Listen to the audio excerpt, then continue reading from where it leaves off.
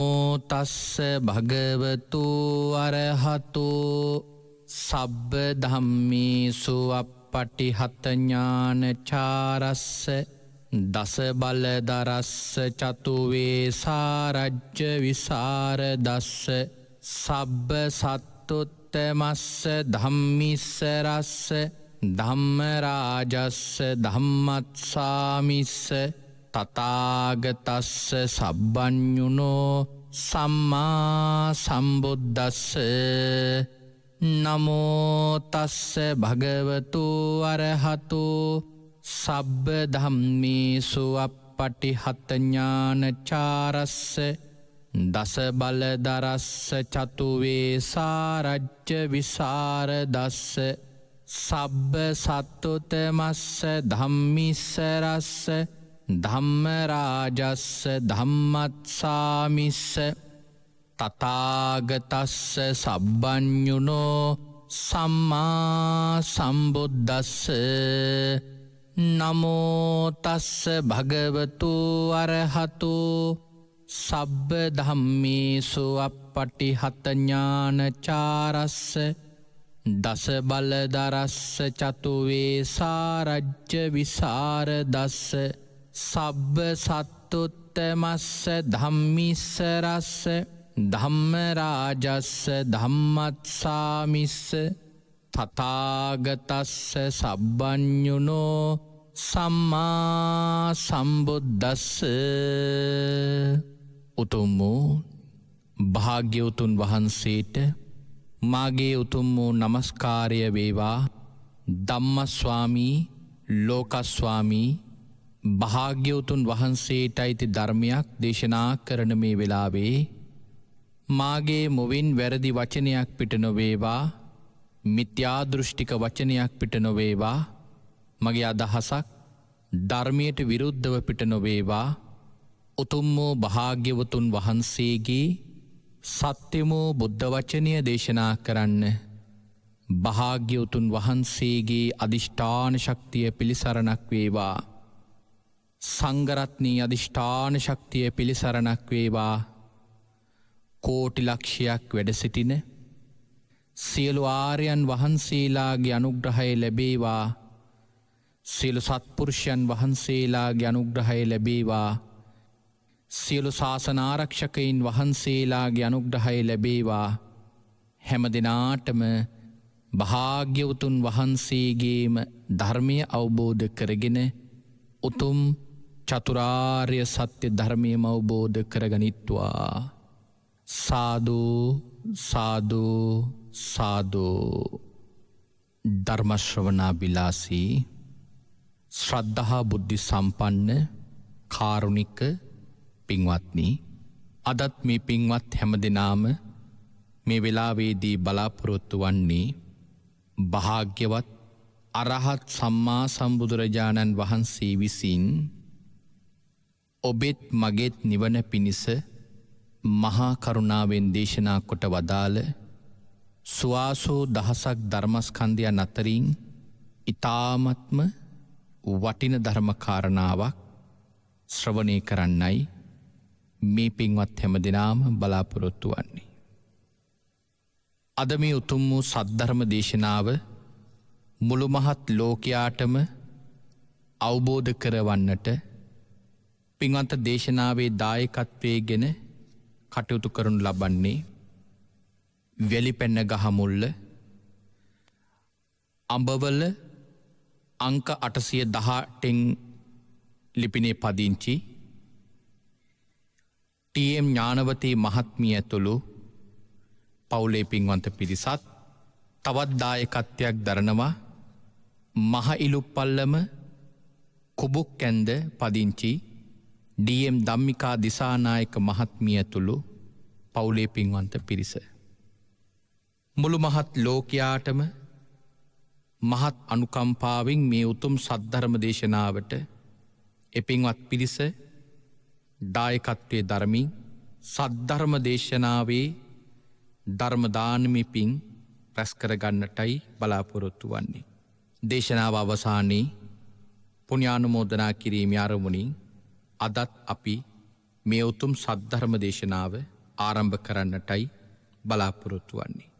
මේ පිඟුතුන් දන්නවා අපි මේ දවස්වල සාකච්ඡා කරගෙන යන සුවිශේෂී ධර්මකාරණාව කුමක්ද කියලා. භාග්‍යවතුන් වහන්සේගේ සම්බුද්ධ ශාසනයේ භාග්‍යවතුන් වහන්සේගේ සෙවණැල්ල බඳු කල්ප ලක්ෂයක් පාරමිතා පුරාගෙන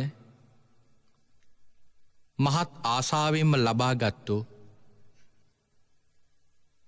භාග්‍යවතුන් වහන්සේගේ ශාසනයේ ධර්ම භාණ්ඩාගාරික භාග්‍යවතුන් වහන්සේගේ ශාසනයෙහි සිහි ඇති භික්ෂූන් අතරින් අග්‍රස්ථානය භාග්‍යවතුන් වහන්සේගේ ශාසනයෙහි වැඩිපුරම ධර්මශ්‍රවණය කරලා තියෙන අය අතරින් අග්‍රස්ථානය භාග්‍යවතුන් වහන්සේගේ ශාසනයෙහි වැඩිපුරම ධර්මය කටපාඩම් කරගෙන තියෙන අය අතරින් අග්‍රස්ථානය භාග්‍යවතුන් වහන්සේගේ ශාසනයෙහි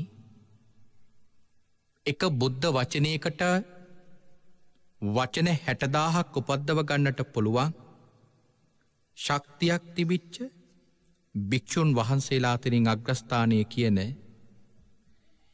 මේ අග්‍රස්ථාන 5ක් ලැබපු ආනන්ද මහතෙරුන් වහන්සේගේ කතාවයි අපි සාකච්ඡා කරගෙන යන්නේ. ආනන්ද මහරහතන් වහන්සේගේ කතාවේ අපි මේ වෙනකොට බොහෝ කොටසක් සාකච්ඡා කරලා අවසන්. ආනන්ද තෙරුන් වහන්සේ තමන් වහන්සේගේ පදවිය සඳහා නියත විවරණය ලබාගත්තේ පදුමුත්තර භාග්‍යවතුන් වහන්සේගේ ශාසනයෙහි නන්ද කියන මහරජතුමාට දාව උපන් සුමන නම් කුමාරයාව ඉඳිද්දී. පදුමුත්තර භාග්‍යවතුන් වහන්සේගේ සහෝදරයා. පදුමුත්තර භාග්‍යවතුන් වහන්සේට වස්තුන් මාසයක් උපස්ථාන කරලා මේ අග්‍රස්ථානය ආනන්ද තෙරුන් වහන්සේ දා ප්‍රාර්ථනා කළේ සුමන කුමාරයාව ඉන්නකොට. එදා ඒ ප්‍රාර්ථනාව ඉටුවෙන බව පදුමුත්තර භාග්‍යවතුන් වහන්සේගේ නියත විවරණය ලබාගත්තු උන්වහන්සේ කල්ප ලක්ෂයක් පුරාවටම ඒ වෙනුවෙන් පාරමිතා පිරුවා. නොයෙක් ජීවිතවල වැඩිපුරම උන්වහන්සේ කරලා තියෙන උපස්ථාන.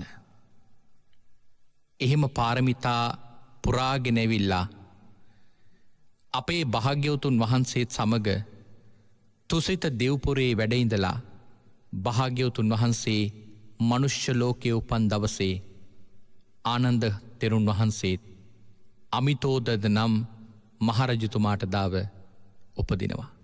සියලු පිරිස සතුටු කරවලා සියලු පිරිසම සතුටට පත්කරවපු නිසා ආනන්ද නම් නම ලැබෙනවා. ආනන්ද කුමාරයා භාග්‍යවතුන් වහන්සේ කිඹුල්වත් නුවරට වැඩම කරපු වෙලාවේ ශාක්‍ය ජනපදයේ හැම කෙනෙක්ම භාග්‍යවතුන් වහන්සේට පැවිදි කරවන්න එක පුතෙක් බැගින් දෙනවා කියන පොරොන්දුව මත රාජ කුමාරයා බැගින් දෙද්දී 5 දෙනෙක් එකට එකතු වෙලා ගිහිල්ලා භාග්‍යවතුන් වහන්සේගේ ශාසනයේ පැවිදි වෙනවා. ඒ 5 දෙනා අතරින් එක්කෙනෙක් ආනන්ද තෙරුන් වහන්සේ. මන්තානිපුත්ත මහරහතන් වහන්සේගෙන් ධර්මදේශනාවක් අහලා මේ ශාසනයෙහි විශේෂ සෝවාන් ඵලයක් ලබනවා. අපි පසුගිය සතියේ දේශනාව වෙනකන් ඒ ප්‍රමාණයට සාකච්ඡා කළා. අපේ භාග්‍යවතුන් වහන්සේගේ ශාසනයෙහි අවුරුදු 20ක් යනකම්ම භාග්‍යවතුන් වහන්සේට ස්ථීර උපස්ථායකයෙක් හිටියේ නෑ. නොයෙක් කාලවකවානුවන් වල විවිධ භික්ෂුන් වහන්සේලා භාග්‍යවතුන් වහන්සේට උපස්ථාන කළා. එක් කලෙක සාරිපුත්ත මහරහතන් වහන්සේ උපස්ථාන කළා. තවත් කලෙක මුගලන් මහරහතන් වහන්සේ උපස්ථාන කළා. තවත් කලෙක නාග සමාල කියලා තෙරුන් වහන්සේ උපස්ථාන කළා. නාගිත තෙරුන් වහන්සේ, උපවාන තෙරුන් වහන්සේ, සුනක්කත තෙරුන් වහන්සේ, චුන්ද සාමණේරයන් වහන්සේ, සාගත තෙරුන් වහන්සේ, රාද තෙරුන් වහන්සේ, මේඝිය තෙරුන් වහන්සේ යන ආදී වශයෙන් 80 මහා ශ්‍රාවකයන් වහන්සේලාම අපේ භාග්‍යවතුන් වහන්සේට අවුරුදු 20ක් කලින් කාලට උපස්ථාන කළා තියෙනවා. අපේ භාග්‍යවතුන් වහන්සේට මේ කාලේ උපස්ථාන කරන්නවුන්ගෙන් විවිධ අත්දැකීම් ලැබුණා. සමහර ඒවා මිහිරි අත්දැකීම්, සමහර ඒවා අමිහිරි අත්දැකීම්. අපේ භාග්‍යවතුන් වහන්සේට උපස්ථාන කළ එක්තරා කලෙක නාග සමාල කියලා තෙරුන් වහන්සේ නම. උන්වහන්සේ දවසක් භාග්‍යවතුන් වහන්සේ සමග පිණ්ඩපාතේ වැඩම කරලා නැවත විහාරයට ගමන් කරනකොට දීර්ඝ මාර්ගයකින් ගමන් කරලා තියෙන්නේ. නමුත් ඒ මාර්ගයේ යනකොට එක්තරා මාර්ගයක් දැකලා නාග සමාල තෙරුන් වහන්සේ භාග්‍යවතුන් වහන්සේට කියනවා, ස්වාමීනි, මෙන්න මේ මාර්ගයෙන් අපි යමු. ඔය මාර්ගය බොහොම දීර්ඝයි, මේ මාර්ගය කුඩයි. අපට ඉක්මනටම විහාරයට ගමන් කරන්න පුළුවන්. භාග්‍යවතුන් වහන්සේ තෙරුන් වහන්සේට කියනවා, නෑ මහන්න, අපි මේ පාරේ යමු. නැවත වරක් භාග්‍යවතුන් වහන්සේට කියනවා, නෑ ස්වාමීනි, අපි මේ මාර්ගය යමු. දෙවන වරත් භාග්‍යවතුන් වහන්සේ කියනවා, නෑ අපි දීර්ඝ මාර්ගය යමු. තුන්වෙනි වරත් නාග සමාල තෙරුන් වහන්සේ, නෑ ස්වාමීනි, අපි මේ මාර්ගය යමු කියද්දී භාග්‍යවතුන් වහන්සේ තෙවන වරත් ප්‍රතික්ෂේප කරද්දී නාග සමාල තෙරුන් වහන්සේ භාග්‍යවතුන් වහන්සේගේ පාත්‍ර සිවුරු ටික බිමින් තියලා, ස්වාමීනි, ඔබ වහන්සේගේ පාත්‍ර සිවුර ඔබ වහන්සේ නම් අරගන්න, මම මේ මාර්ගය යන්නම් කියලා උන්වහන්සේ මාර්ගයට බැස්සා. මාර්ගය යනකොට පින්වතුනි, මේ මාර්ගයේ ඉන්නවා අයං පතං. ඒ කියන්නේ රජතුමාට බදු අරගෙන යන පිරිසව මංකොල්ල කන හොරු වගේක් ඉන්නවා. ඒ හොරු ඉන්න මාර්ගයේ හඳුන්වන්නේ අයං පත කියලා. මේ මාර්ගයේ එහෙම හොරු පිරිසක් ඉන්නවා. හොරු පිරිස දකිනවා තෙරුන් වහන්සේ නමක් මේ මාර්ගයේ වැඩම කරනවා. හොරු පිරිස මේ තෙරුන් වහන්සේ මේ මාර්ගයේ හොරු ඉන්න බව දන්නේ නැද්ද? දැනගන්නම පාඩමක් උගන්වන්න ඕනේ කියලා හිතලා නාග සමාල තෙරුන් වහන්සේ වල්ලගෙන සිවුරු ඉරලා පාත්‍රය පොඩි කරලා හිසින් ලේ ගලනකම් පහර දුන්නා. තෙරුන් වහන්සේ නමක් නිසා මරණයට පත් කළේ නෑ. තෙරුන් වහන්සේ ආයිමත් ආපස්සට පැමිණිලා භාග්‍යවතුන් වහන්සේ ගමන් කරපු දීර්ඝ මාර්ගයේ ගමන් කරනවා. භාග්‍යවතුන් වහන්සේ මගට ගිහිල්ලා රුක්ෂ මූලයක් ළඟ වැඩ වාසය කරනවා. භාග්‍යවතුන් වහන්සේට ගිහිල්ලා කාරණාව කියනවා, ස්වාමීනි, මට මෙන්න මේ වගේ කරදරයක් වුණා. එළ භාග්‍යවතුන් වහන්සේ කියනවා, මං ওই කරුණ නිසා තමයි ඔය මාර්ගය යන්න එපා කියලා කිව්වේ.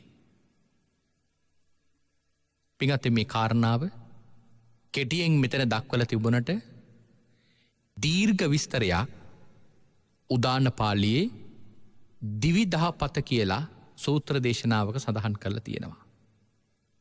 නාග සමාල තෙරුන් වහන්සේගේ මේ කතාව හරි වටින කතාවක්. අපි ඉදිරි දවසක ඒ සූත්‍රය වෙනම සාකච්ඡා කරමු. මොකද එතන බොහෝම විශේෂ කරුණු කිහිපයක් මතු කරලා තියෙනවා. යමෙකුට භාග්‍යවතුන් වහන්සේ අවවාදයක් දෙද්දී ඒ අවවාදය ඔහුට නොපිහිටනවා නම් පෙර කරපු සංසාර මහ අකුසල කර්ම විපාකයක් නිසාමයි කියලා එතනදී විශේෂයෙන්ම සඳහන් කරලා තියෙනවා. හැයි භාග්‍යවතුන් වහන්සේ මේ තෙරුන් වහන්සේට කිව්වේ නැත්තේ මහාන ඔය මාර්ගයේ හොරු ඉන්නවා කියලා. පින්වත්, එහෙම කිව්වත් මේ භික්ෂුව යන ගමන නතර කරන්නේ නැහැ. එතන අට කතාවේ කියනවා යම් විටක මේ තෙරුන් වහන්සේ එහෙම කියද්දිත් භාග්‍යවතුන් වහන්සේගේ වචනේ පිටුපාල ගියොත් භාග්‍යවතුන් වහන්සේ බොහෝ සෙයින් අවවාද කරත් ඒ වචනේට එරෙහි වුණාම මේ ජීවිතේ නිවන් දකින්නත් ඒ භික්ෂුවට බැරි වෙනවා. අන්න ඒ කාරණාව නිසයි භාග්‍යවතුන් වහන්සේ භික්ෂුවට ඒ මාර්ගයේ හොරු ඉන්න බව මතක් කරේ නැත්තේ. භාග්‍යවතුන් වහන්සේ මෙන්න මේ වගේ අත්දැකීම් කිහිපයක් එකට එකතු කරලා දවසක් භික්ෂු සංඝරත්නය වඩම්ම බලා ඒ භික්ෂුන් වහන්සේලාට මේ කාරණාව මතක් කරනවා. ස්වාමීනි, මම ඔබ වහන්සේගේ උපස්ථායක තනතුරට දෙන්නද? සාරිපුත්ත මහරහතන් වහන්සේ කතාව අහලා කියනවා, මොකද භාග්‍යවතුන් වහන්සේ කියනවා යම් යම් තැන්වලදී සමහර භික්ෂුන් වහන්සේලා මට මාර්ගයේ යනකොට පාත්‍ර සිවුරු බිමින් තියලා යනවා. සමහර භික්ෂුන් වහන්සේලා මම මෙතන භාවනා කරන්න එපා කිව්වම ඒ තැන්වලටම ගිහිල්ලා භාවනා කරනවා. භික්ෂුන් වහන්සේලාට කියනවා මහණෙනි මම දැන් මහලුයි. භාග්‍යවතුන් වහන්සේ මේ මහලුයි කියලා කිව්වේ අවුරුදු කීයෙන්ද? අවුරුදු 55දී. අවුරුදු 55න් භාග්‍යවතුන් වහන්සේ කියනවා මම මහලුයි කියලා. භාග්‍යවතුන් වහන්සේ කියනවා මහණෙනි මට ස්ථීර උපස්ථායකෙක් අවශ්‍යයි. ඒ වෙලාවේ නොඑක් භික්ෂුන් වහන්සේලා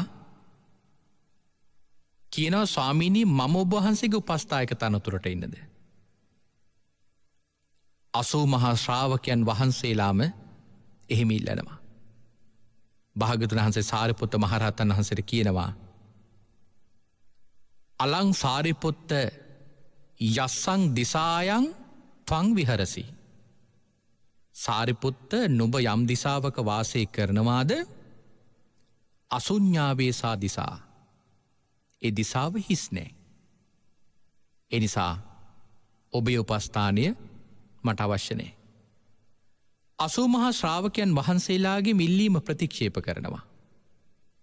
ඔය අතර ආනන්ද තෙරුන් වහන්සේත් භික්ෂු සංඝරත්නයේ මැද වැඩ ඉන්නවා. භික්ෂුන් වහන්සේලා කියනවා පින්වත් ආනන්දය භික්ෂුන් වහන්සේලා උපස්ථායක ස්ථාන ඉල්ලනවා භාග්‍යවතුන් වහන්සේගේ. නුඹත් ඉල්ලන්න. ඒ වෙලාව ආනන්ද හාමුදුරුවෝ කියනවා යාචිත්වා ලද්දට්ඨානං නාම ආවසෝ. මේ උපස්ථායක ස්ථානය කියලා කියන්නේ ඉල්ලලා ලබා ගන්න පුළුවන් එකක් නෙමෙයි. කිං මං සත්තා න පස්සති. භාග්‍යවතුන් වහන්සේට කැමති නම් ඒ තනතුර මට දෙයි. ඇයි භාග්‍යවතුන් වහන්සේට මාව පේන්නේ නැද්ද? ඒක ඉල්ලලා ලබා ගන්න සුදුසු එකක් නෙවෙයි. භාග්‍යවතුන් වහන්සේගේ කැමැත්තෙම ලබා දිය යුතු එකක්. ඒ වෙලාවේ භාග්‍යවතුන් වහන්සේ කියනවා මහණෙනි ආනන්ද භික්ෂුවට උත්සාහ කරවන්න ඕන නැහැ. තනමන්ම දැනගෙන මට උපස්ථාන කරනවා. භාග්‍යවතුන් වහන්සේ ආනන්ද හාමුදුරුවන්ගේ ආරාධනය බාරගත්තා. භාග්‍යවතුන් වහන්සේගේ ඉස්සරහට භික්ෂුන් වහන්සේලා ආනන්ද හාමුදුරුවන්ට කියනවා මහණේ පින්වත් ආනන්දය භාග්‍යවතුන් වහන්සේ ඔබගේ උපස්ථායක තනතුර බලාපොරොත්තු වෙනවා. ගිහිල්ලා භාග්‍යවතුන් වහන්සේගෙන් උපස්ථායක ස්ථාන ඉල්ලන්න. ආනන්ද තෙරුන් වහන්සේ නැගිටලා භාග්‍යවතුන් වහන්සේට වන්දනා කරලා භාග්‍යවතුන් වහන්සේට කියනවා ස්වාමීනි ප්‍රතික්ෂේප කරුණු 4කුත් ඉල්ලීම් 4කුත් කියන වර 8ක් මට දෙනවනම් මම උපස්ථායක තනතුර බාර ගන්නවා. මොකද ප්‍රතික්ෂේප කිරීම 4?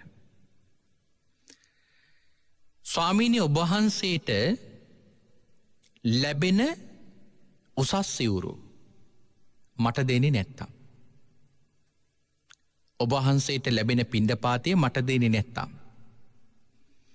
ඔබ වහන්සේ සමග එකට ගන්ධ කුටියේ වාසය කරන්න ඉඩ නොදෙනවා නම්, ඔබ වහන්සේට ආරාධනා කරපු දානයකදී මට ආරාධනාවක් කරන්නේ නැත්තම් ස්වාමීනි මෙයයි මගේ ප්‍රතික්ෂේප කිරීම 4. භාග්‍යවතුන් වහන්සේ අහනවා ඇයි ආනන්ද ওই කරුණු 4 හොම් ප්‍රතික්ෂේප කරේ? මොන වගේ නරක පැත්තක් දැකලාද? ස්වාමීනි අනාගතයේ නොඑක් පුද්ගලයෝ මේ ශාසනයට ඇතුල් වෙනවා. එහෙම ඇතුල් වෙනකොට ඒ අය ඔය කරුණු 4ෙම මට නිගා කරන්න පුළුවන්. භාග්‍යවතුන් වහන්සේට මේ තරම් උසස් සිවුරු ලැබිලා පරිහරණය කරද්දී මොකද පින්වත්නි භාග්‍යවතුන් වහන්සේට ලක්ෂ ගණන් වටින වස්ත්‍ර ලැබිලා තියෙනවා.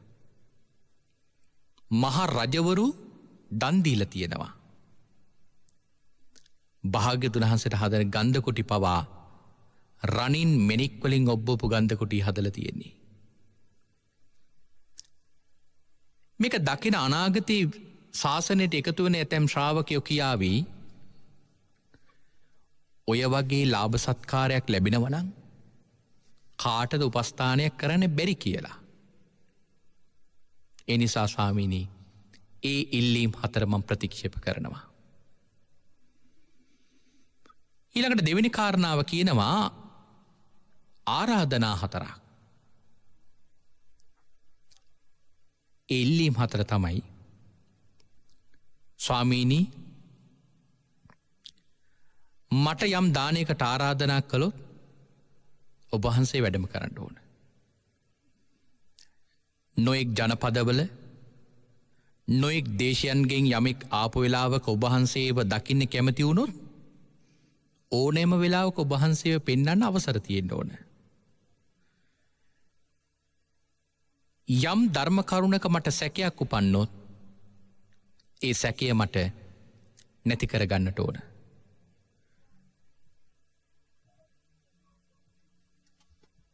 මම නැති තැනක යම් ධර්මකාරණාවක් දේශනා කරනවා නම් ස්වාමීනි එම ධර්මකාරණාව මට නැවත කියන්නට ඕන. භාග්‍යවතුන් වහන්සේ අහනවා ආනන්ද මොන ආනිසංසයක් දැකලද ඔය කරුණු 4 මගෙන් ඉල්ලන්නේ? ස්වාමීනි සද්ධාවන්ත කුල පුත්‍රයෝ භාග්‍යවතුන් වහන්සේව දකින්න අවකාශයක් නොලැබිලා මට මෙන්න මෙහෙම කියන්න පුළුවන්. ස්වාමීනි භාග්‍යවතුන් වහන්සේ සමග අපේ දානෙට වඩින්න. ඒ විලාවට ඔබ වහන්සේව වඩම්ව ගන්න බැරි වුණොත් එතනදි මට චෝදනාවක් එන්න පුළුවන්. ස්වාමීනි මට ධර්මකාරණාවක සැකයක් උපන්නොත් මට ඒ ඕනම ධර්මකාරණයක් සැක නැති කරගන්න අවසර තියෙන්නට ඕන. යම් තැනක සැකයක් උපන්නොත් ඒ සැකය මට නැති කරගන්න බැරි වුණොත් චෝදනා කරાવી. දසබලයන්න් වහන්සේට මේ තෙරුන් වහන්සේ මොකටද උපස්ථාන කරන්නේ මෙහෙම ප්‍රශ්නයක්වත් විසඳගන්න බැරි නම්. යම් කලෙක ඔබ වහන්සේ අන්න ස්ථානයක දේශනා කරන දේශනාවක් අහන ශ්‍රාවකෙක් මගෙන් ඇවිල්ලා ඇහුවොත් පින්වත් ආනන්දය භාග්‍යවතුන් වහන්සේ මේ තැනක අපට මෙහෙම දේශනාවක් කළා. ඒ ගාථාව මොකද්ද? ඒ සූත්‍රය මොකද්ද? ඒ ජාතක කතාව මොකද්ද? කොහෙදද මේ දේශනා කළේ? කාටද දේශනා කළේ කියලා මගෙන් ඇහුවොත් ඒ විලාවට මට ඒකට උත්තරයක් දී ගන්න බැරි වුණොත් ස්වාමීනි උන්වහන්සේලා මට චෝදනා කරයි මේ වගේ පොඩි දෙයක්වත් දන්නේ නැත්නම් භාග්‍යවතුන් වහන්සේගේ සෙවණැල්ල වගේ ඉඳලා තියෙන ප්‍රයෝජනෙ මොකද්ද කියලා. ස්වාමීනි ආන්නේ කරුණු නිසා තමයි මම ඔය ආරාධනාවල් ඉල්ලීම් 4ක් ඔබ වහන්සේගෙන් ඉල්ලුවේ. භාග්‍යවතුන් වහන්සේ සතුටටපත් වෙලා වර 8ක් ලබා දෙමින්ම ආනන්ද තෙරුන් වහන්සේ නිත්‍ය උපස්ථායක තනතුරට පත් කරගත්තා. කල්ප ලක්ෂයක් පුරාවටම පාරමිතා පුරලා උන්වහන්සේ අග්‍ර උපස්ථායක තනතුර දැරුවා. ඒ අග්‍ර උපස්ථායක තනතුරු දරපු ආනන්ද තෙරුන් වහන්සේ පින්වත්නි භාග්‍යවතුන් වහන්සේගේ සිතුවිල්ල දැනගෙන උපස්ථාන කළා තියෙන්නේ. භාග්‍යවතුන් වහන්සේට පෑන් පනවද්දී පෑන් වර්ග දෙකම ලබලා දීලා තියෙනවා. උණු පෑන්, සීතල පෑන්. දැහැටි දඬු පිළිගනිද්දී මට්ටම් 3කින්ම දැහැටි දඬු පූජා කළා තියෙනවා. අතපය සම්භාහනය කිරීම, පිට සම්භාහනය කිරීම, ගන්ධ කොටිය අතුගෑම, මේ හැම උපස්ථානයක්ම භාග්‍යවතුන් වහන්සේට ආනන්ද තෙරුන් වහන්සේ කරලා තියෙනවා. ආනන්ද තෙරුන් වහන්සේ රාත්‍රී කාලයෙහි හුළුවත්තක් අතින් අරගෙන භාග්‍යවතුන් වහන්සේගේ ගන්ධ කුටිය වටා නවවාරයක් පැදකුණු කරලා තියෙනවා. එහෙනම් පින්වත්නි, භාග්‍යවතුන් වහන්සේ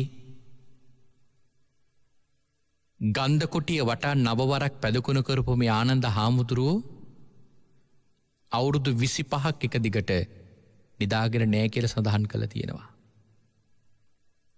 නේසජ්ජිකංගේ කියන්නා වූ දූතාංගය ආනන්ද තෙරුන් වහන්සේ සමාදන් වෙලා තියෙනවා.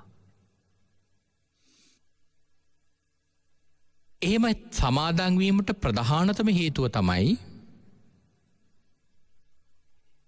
බැරි වෙලාවක්වත් ආනන්ද හාමුදුරුවන්ට භාග්‍යවතුන් වහන්සේ කතා කරද්දී වචනයක් කතා කරලා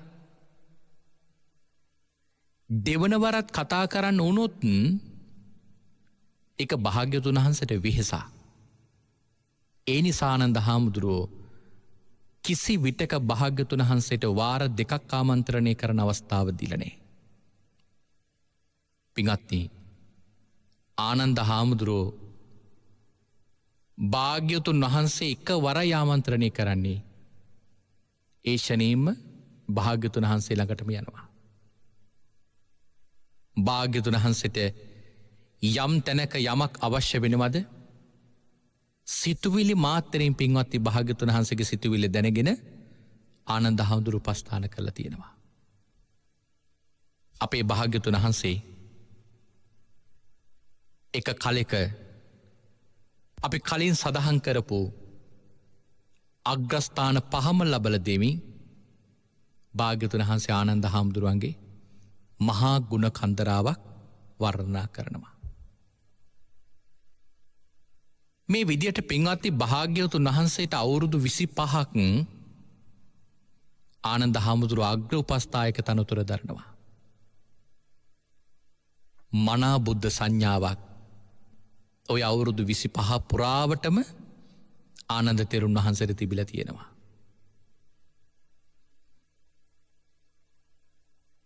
කොයි තරම් බුද්ධ සංඥාවක් තිබුණද කියලා කියනවනම් එක්තරා දවසක භාග්‍යවතුන් වහන්සේ ආනන්ද හාමුදුරුවන්ට ධර්ම දේශනාවක් කරනවා. මේ විශ්ව ධාතුවේ තිබෙන මට්ටම පිළිබඳව. විශ්වයේ පිළිබඳව භාග්‍යවතුන් වහන්සේට තියෙන දැනුම දැනිච්ච ආනන්ද හාමුදුරුවෝ භාග්‍යවතුන් වහන්සේ පිළිබඳව සතුටු වෙලා භාග්‍යවතුන් වහන්සේගේ ඥාණයට ගෞරව කිරීමක් වශයෙන් භාග්‍යවතුන් වහන්සේගේ ගුණයක් වර්ණනා කරනවා. මේ විශ්ව ධාතුව පිළිබඳව භාග්‍යවතුන් වහන්සේට තිබෙන්නා වූ ඥානය පිළිබඳව සිහිපත් කරමි. ඒ මොහොතේ ඇති කරගත්තු වේ බුදු ගුණයත් එක්ක ලැබිච්ච බුද්ධානුස්සතිය නිසා ආනන්ද හාමුදුරන්ගේ හිත සතුටටපත් වුණා. ඒ වෙලාවේ එතන හිටිය ධර්ම ශ්‍රවණය කරපු උදායි කියලා තෙරුන් වහන්සේ නම. මේ උදායි තෙරුන් වහන්සේ ආනන්ද හාමුදුරන්ට කියනවා, ආනන්දය, එවන් ශාසනයක නුඹ මොකද්ද කරගෙන තියෙන්නේ කියලා අහනවා. මේ වගේ ශාසනයක ආනන්ද නුඹ මොකද්ද කරගෙන තියෙන්නේ? ඒ කියන්නේ ආනන්ද හාමුදුරුවෝ වෙනකොට සෝවාන් ඵලයට පත් වෙලා විතරයි හිටියේ. නමුත් ආනන්ද හාමුදුරුවෝ රහත් වෙලා නේ. අද බොහෝ දෙනෙක් චෝදනා කරනනේ මේ ආනන්ද හාමුදුරන්ට රහත් වෙන්න බැරි වුණේ භාග්‍යවතුන් වහන්සේට උපස්ථාන කර කර හිටපු නිසා කියලා. ඒ චෝදනාවම දක්වමින් අද සමහර දෙනෙක් උනන්දු කරවනවා බුදුන් වැඳ වැඳ හිටියොත් භාග්‍යවතුන් වහන්සේට වන්දනා කර කර හිටියොත් ඒ කෙනාටත් රහත් වෙන්න බැරි වෙනවා කියලා. පින්වත්නි, භාග්‍යවතුන් වහන්සේගේ සරණ නොගියෙන් පස්සේදී බොහෝ දිනකට එවැනි සිතුවිලි පහළ වෙනවා. බුදුරජාණන් වහන්සේ කිරී ශ්‍රද්ධාව කියලා කියන්නේ භාග්‍යවතුන් වහන්සේට බුද්ධ පූජාව අදටත් ජීවමාන සංඥාවෙන් කරනවා කියන එකයි. ආනන්ද හාමුදුරුවන්ගේ කතාවේදී තියෙනවා ආනන්ද හාමුදුරු රහත් බව ලබලත් භාග්‍යවතුන් වහන්සේට උපස්ථාන කරලා තියෙනවා. ඒ කොහොමද කියලා අපි සාකච්ඡා කරමු ඉදිරියට. ඒ වෙලාවේ භාග්‍යවතුන් වහන්සේ උදායි හාමුදුරන්ට කියනවා උදායි එහෙම කියන්න එපා. උදායි දන්නවද මේ මොහොතේ ආනන්දට ඇතිවෙච්ච මේ සිතුවිල්ල කොච්චර බලවත්ද කියලා. උදායි යම් කලෙක ආනන්දේ මේ ජීවිතයේ මරණයට පත්වනොත් ජීවිත 7ක් යනකං දිව්‍ය බ්‍රහ්ම සැපම පමණයි විඳින්නේ. ජීවිත 7ක් දිව්‍ය බ්‍රහ්ම සැපම පමණයි විඳින්නේ. එතනදී අට කතාවේ කියලා තියෙනවා ඇයි ආනන්ද හාමුදුරන්ට ජීවිත 7කට ලැබෙනවා කියලා දේශනා කරේ. එතන කියනවා ඇත්තටම ආනන්ද හාමුදුරන්ට ජීවිත 7කට වඩා එහා ඒ ආනිසංසය ලැබෙනවා. නමුත් ආනන්ද හාමුදුරු සෝවාන් ඵලයට පත් වෙලා හිටපු නිසා ආනන්ද හාමුදුරට උපරිම ගමන් කරන්න පුළුවන් ජීවිත 7යි. යම් කලෙක එසේ නොවුන පෘථග්ජනයෙකුට ඔය බුද්ධානුස්සතිය වැඩුණා නම් සසරේ ලබන ආනිසංසය මෙපමණයි කියලා නිමක් කරන්නට බෑ. ජීවිත මේ ප්‍රමාණයටයි කියලා ගොනු කරගන්නට බෑ. භාග්‍යවතුන් වහන්සේ කියනවා නමුත් උදායි ආනන්දට ආනිසංසය විඳින්න ලැබෙන්නේ මොකද මේ ජීවිතේම අරහත් ඵලෙ ලබන නිසා. බුදුරජාණන් වහන්සේ කෙරෙහි මනා බුද්ධ සංඥාවකින් ආනන්ද හාමුදුරුවෝ වැඩ වාසය කළේ. මෙහෙම අවුරුදු 25ක් ආනන්ද හාමුදුරුවෝ උපස්ථාන කරපු භාග්‍යවතුන් වහන්සේ 80 වෙනි වියේදී 45 වසරක් සම්බුද්ධ කාලය ගත කරලා භාග්‍යවතුන් වහන්සේ පරිනිර්වාණයට පත් වෙනවා. ආනන්ද හාමුදුරුවෝ භාග්‍යවතුන් වහන්සේගේ ධාතු ආදාහන පූජාව සිද්ධ කරනවා. දින 7ක් භාග්‍යවතුන් වහන්සේගේ දේහයට නොයෙක් පුද පූජා පවත්වන්නට අවසර ලැබලා දෙනවා. තවත් දින 7ක් එක දිගට භාග්‍යවතුන් වහන්සේගේ මේ බුදු සිරුර දැල් වෙනවා. තවත් දින 7ක් භාග්‍යවතුන් වහන්සේ අදිෂ්ඨාන කරපු විදියට ඉතුරු වෙච්ච ධාතුන් වහන්සේලාට නොයෙක් ආකාරයට පුද පූජා පවත්වනවා. සති කිහිපයක් මේ විදියට ආදාහන පූජාව සිද්ධ කරලා ඉවර වෙලා අර්ථේ අපේ ආනන්ද හාමුදුරුවෝ එදා කුසිනාරාවේ ඉඳලා ජේතවනාරාම විහාරයට වැඩම කරලා තියෙන්නේ කොහොමද? පින්වත්නි භාග්‍යවතුන් වහන්සේගේ පසුපසින් ගමන් කරන උපස්ථායකයන් වහන්සේ නමක් විදියටමයි. ඒ කාරණාව බොහොම විශේෂයෙන්ම දක්වලා තියෙනවා. ආනන්ද හාමුදුරුවෝ කුසිනාරාවේ ඉඳලා ජේතවනාරාමයට වැඩම කරලා තියෙන්නේ ඉදිරියෙන් භාග්‍යවතුන් වහන්සේ වඩිනවා. මම උන්වහන්සේගේ පසුපසින් පාත්‍ර සිවුරු දරාගෙන වඩිනවා කියන සංඥාවෙන්. පින්වත් එහෙම ඇවිල්ලා ආනන්ද හාමුදුරුවෝ තමන්ගේ උපස්ථානය නතර කරලනේ. භාග්‍යවතුන් වහන්සේ වැඩ ඉඳිද්දී භාග්‍යවතුන් වහන්සේට යම් විදිහක උපස්ථාන කළා නම් ඒ කිසි මංගයක් අඩුවක් නොකර භාග්‍යවතුන් වහන්සේට ජීවමාන සංඥාවෙන් ආනන්ද හාමුදුරුවෝ උපස්ථාන කළා තියෙනවා. මේ කාරණාව දීඝ නිකායේ මහා පරිනිබ්බාන සූත්‍රයේ අට කතාවේ විශේෂයෙන්ම දක්වලා තියෙනවා. ආනන්ද හාමුදුරුවෝ භාග්‍යවතුන් වහන්සේගේ පරිනිර්වාණය කොහොමද උපස්ථාන කළා තියෙන්නේ කියලා. සාමාන්‍යයෙන් ආනන්ද හාමුදුරුවෝ භාග්‍යවතුන් වහන්සේ වැඩ ඉන්න කුටියට වඩිනකොට ගිහිල්ලා තියෙන්නේ කලින් කුටිය ළඟට ගිහිල්ලා වැඳගෙන අවසරයක් ලබාගෙන. භාග්‍යවතුන් වහන්සේ පිරිනුවන් පෑවෙන් පස්සේදී ඒ විදියටම බුද්ධ සංඥාවෙන් භාග්‍යවතුන් වහන්සේගේ කුටියට වැඩම කරලා තියෙන්නේ. හරියට අර ගරු කටයුතු කෙනෙකුගේ කාමරයකට යනකොට තට්ටු කරලා මම එන්නද කියලා අහන අවසරයක් අරගන්නෝ වගේ කුටිය ළඟ ඉඳගෙන භාග්‍යවතුන් වහන්සේගේ ගන්ධ කුටියට වන්දනා කරලයි භාග්‍යවතුන් වහන්සේගේ දොර විවර කරලා තියෙන්නේ. එහෙම විවර කරලා මංච පීටං නිහරිත්වා පප්පෝටෙත්වා ගන්ධ කුටින් සම්මංජිත්වා මිලාත මාලා කචවරං චඩ්ඩෙත්වා මංච පීටං අතිහරිත්වා පුන යතහටානේ ටපෙත්වා භගවතෝ ටිතකාලේ කරණීයන් වත්තං සබ්බමකාසී.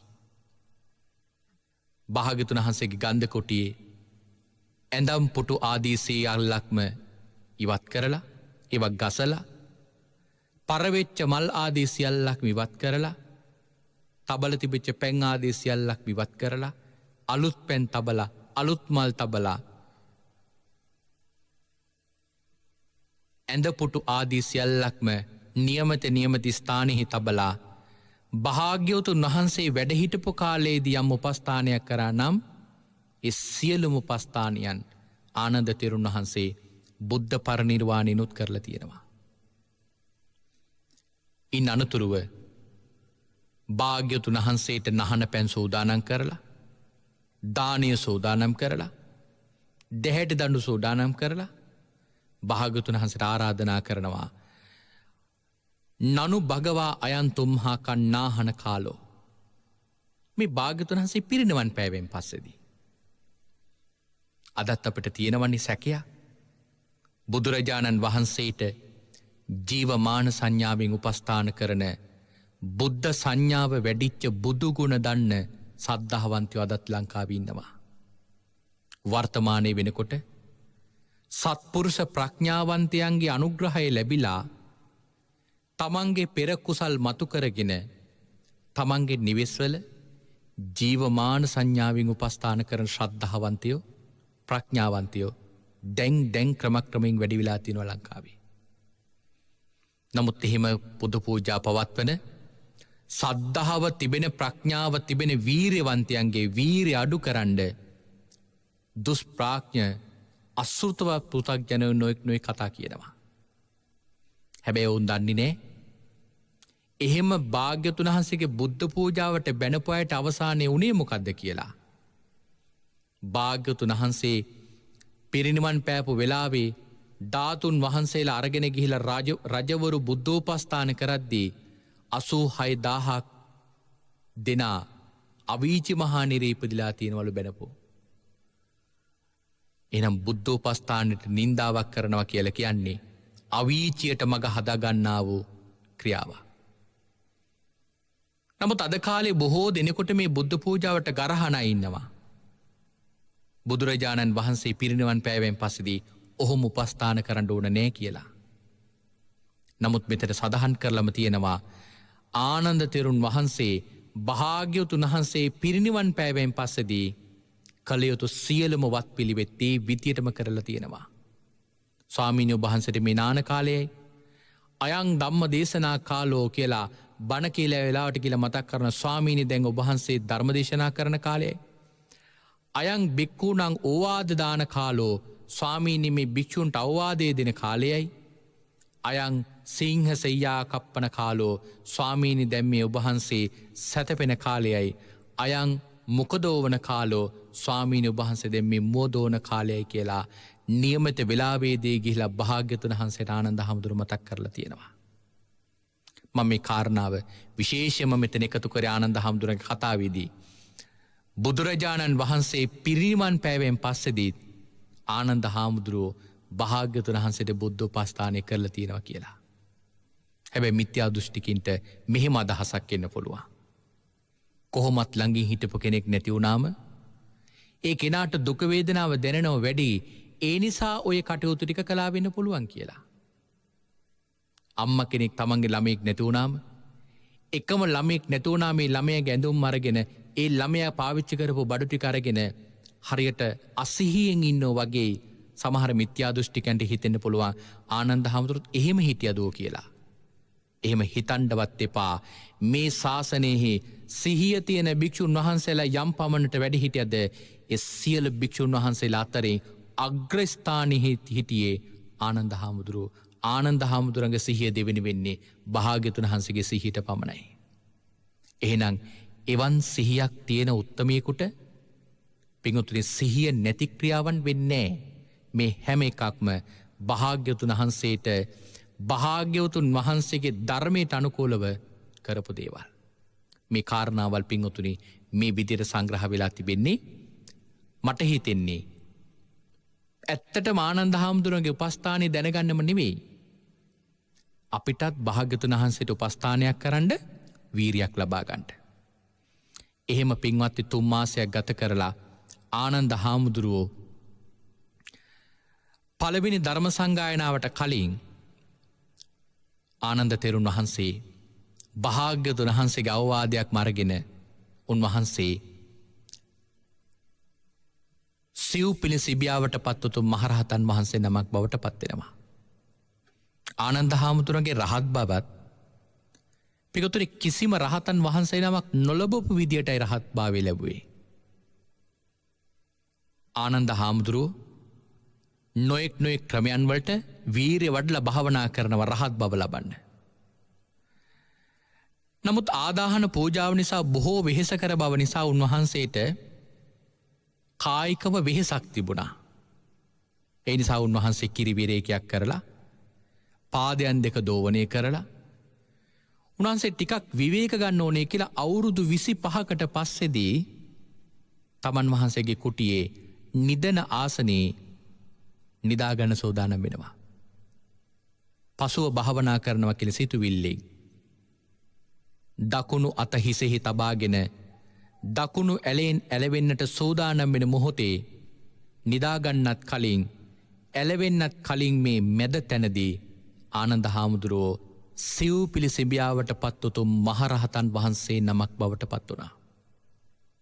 ආනන්ද හාමුදුරුවෝ මේ විදියට භාග්‍යවතුන් වහන්සේගේ සම්බුද්ධ ශාසනයෙහි අවුරුදු 40ක් තව වැඩ ඉඳලා සම්පූර්ණ කාලය අවුරුදු 120ක් වැඩ හිටියා.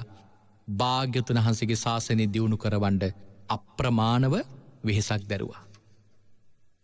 පින්වත්නි ආනන්ද හාමුදුරුවන්ගේ ශාසනයට වෙච්ච සේවය නම් කියලා නිම කරන්නට බෑ.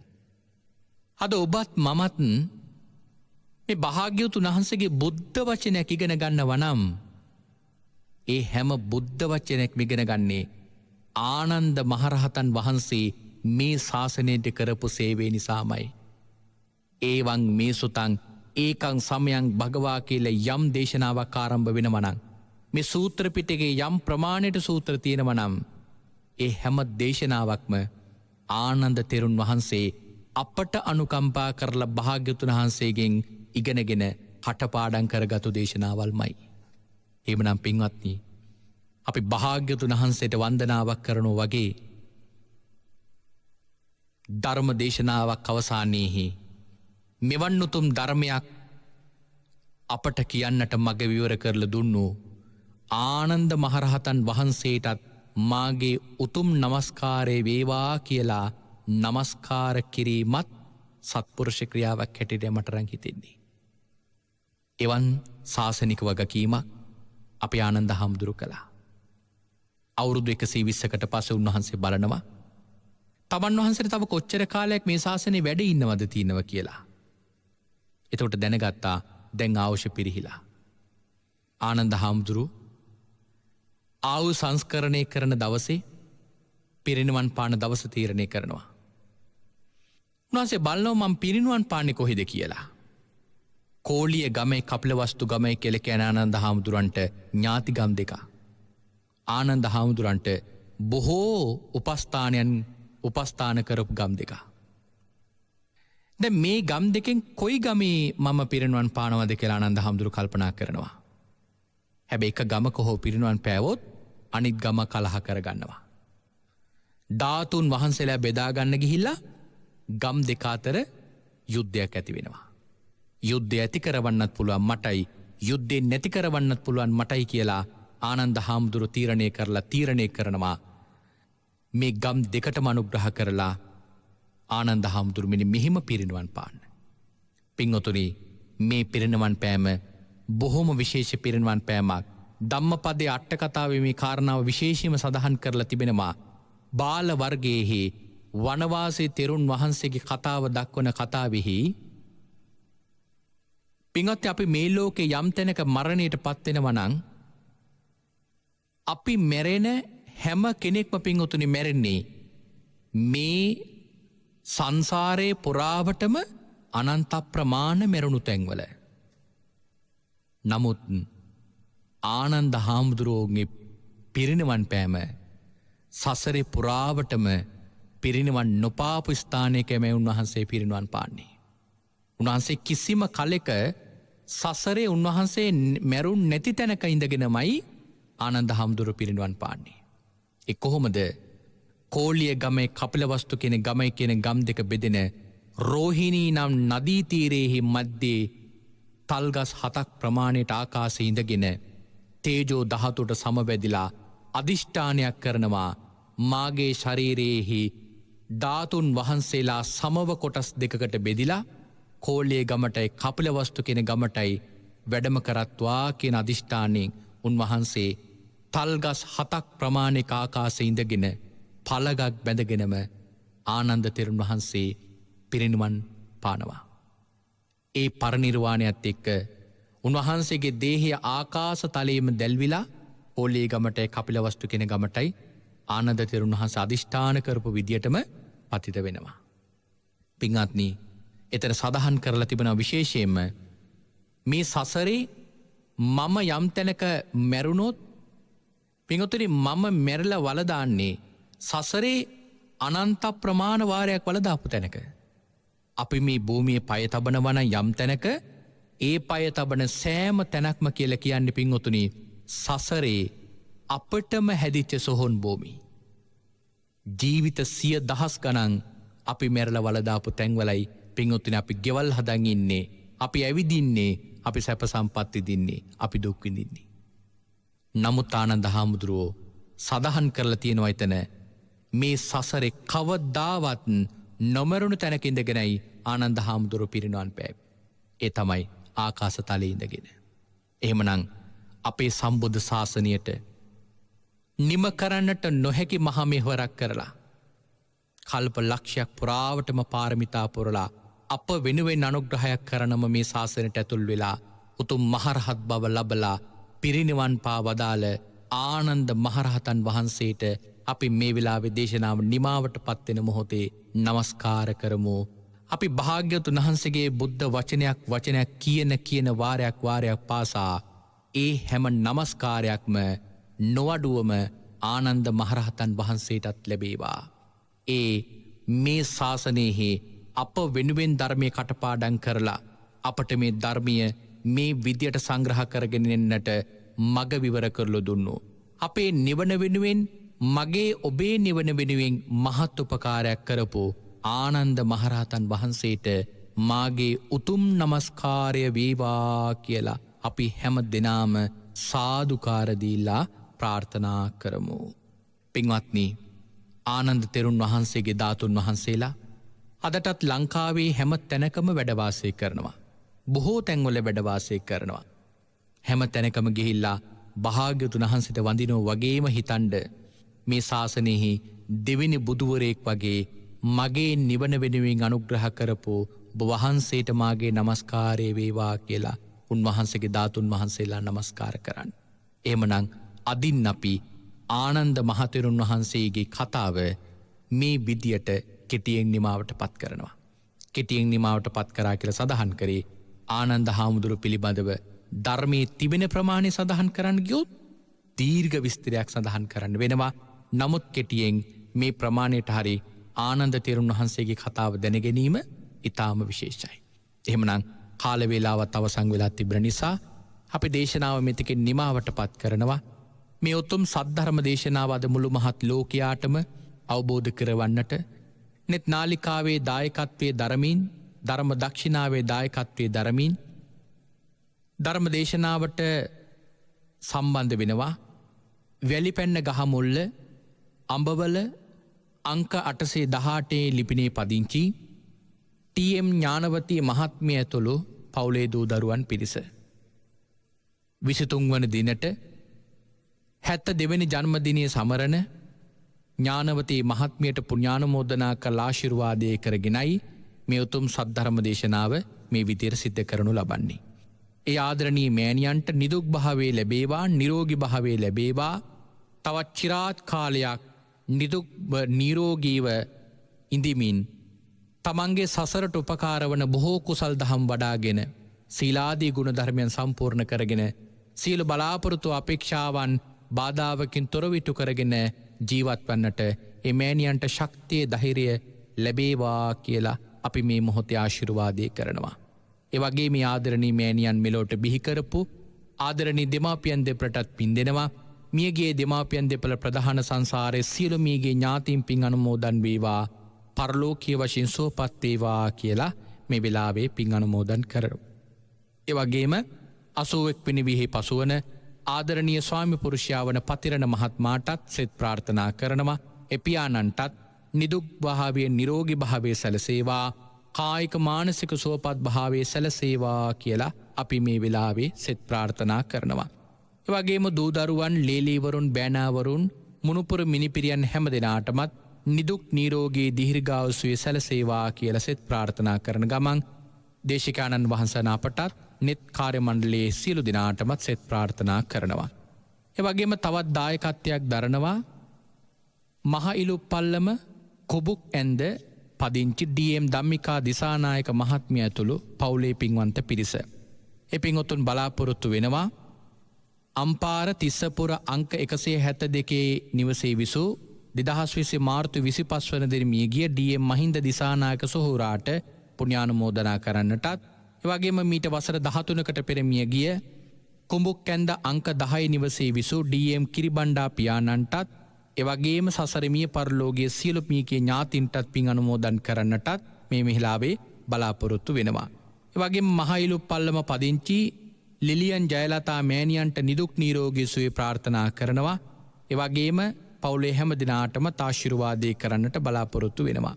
එහෙමනම් මේ මිය පරලෝකයේ හැම දිනාටමත් මේ පින් අනුමෝදන් වේවා, පරලෝකීය වශයෙන් සුවපත් වේවා. ඕනෝන් ප්‍රාර්ථනා කරන බෝධි වලින් උතුම් චතුරාර්ය සත්‍ය ධර්මයේම අවබෝධ වේවායි සාදු කියා පුණ්‍යානුමෝදනා කරන ගමන් සුජීවත්ව වාසය කරන හැම දිනාටමත් නිදුක් භව නිරෝගී භව සැලසේවා කියලා අපි මේ වෙලාවේ සෙත් ප්‍රාර්ථනා කරනවා. ඒ වගේම ඩී.එම්. ධම්මිකා දිසානායක මහත්මිය ඇතුළු පවුලේ හැම දිනාටමත් ධර්ම දානමී පින් අනුමෝදන් වේවා. ඒ හැම දිනාගේමත් ලෞකික සීල බලාපොරොත්තු අපේක්ෂාවන් සියල්ලක්ම ස්වර ප්‍රකාරයෙන් සාර්ථක වේවා.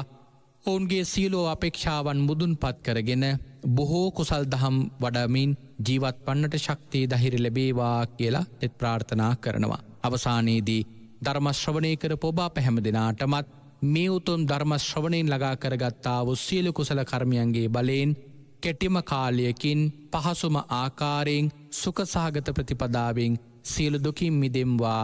මේ සියලු කෙලෙස් බරින් නිදහස් වෙම්වා. අජර වූ අමර වූ නිවන ලැබ සැනසෙන්නට මේ කුසල් උතුම් පාරමිතාවක්ම වේවායි සාදු සාදු සාදු කියා ප්‍රාර්ථනා කරගමු. ආකාසට්ටහා ච බුම්මට්ටහා දේවානාගා මහිද්దికා පුඤ්ඤන්තං අනුමෝදිත්වා චිරන් රක්ඛන්තු සම්මා සම්බුද්ධ ශාසනං චිරන් රක්ඛන්තු සම්මා සම්බුද්ධ දේශනං චිරන් රක්ඛන්තු සම්මා සම්බුද්ධ ශාවකං.